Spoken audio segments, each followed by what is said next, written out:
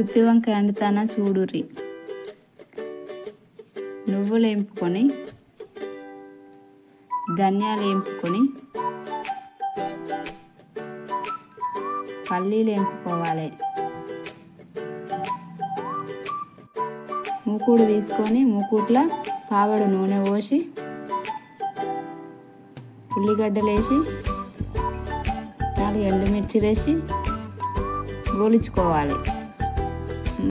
తీసుకొని ధనియాలు, వేయించుకున్న పల్లీలు, వేంపుకున్న నువ్వులు, నూనెలో వేంపుకున్న ఉల్లిగడ్డ, మిర్చి,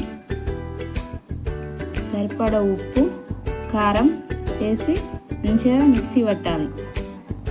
వంకాయలను తీసుకొని 4 ముక్కలు కట్ చేయాలి. 4 ముక్కలు కట్ చేసి పల్లీల పేస్టును వంకాయలో పెట్టాలి.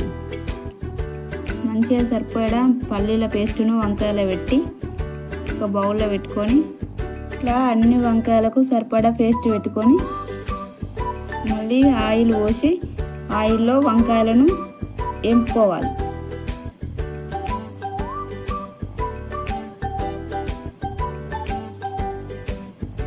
మంచి కలర్ వచ్చినాక తీయాలి. మూకుట్లో మళ్ళీ నూనె పోసి జీలకర్ర వేసుకోవాలి, ఆవాలు వేసుకోవాలి, 2 ఎండుమిర్చిలు వేసుకోవాలి, కళ్యామాకు వేసుకోవాలి,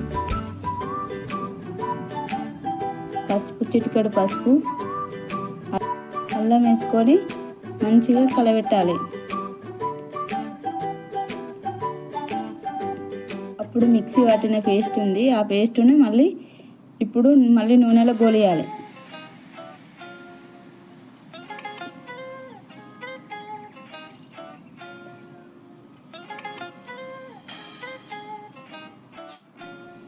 చెంచాడు కారం, చిటికెడు ఉప్పు,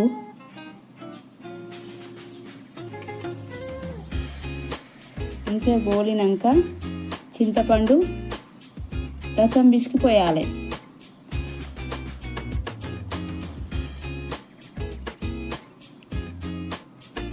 అప్పుడు వేంపిన గుత్తి వంకాయలను ఆ పేస్టులో వేసుకోవాలి.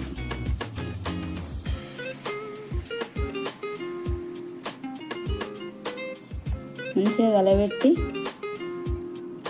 సిమ్లో పెట్టి మంచిగా ఉడికినాక బంద్ చేయాలి.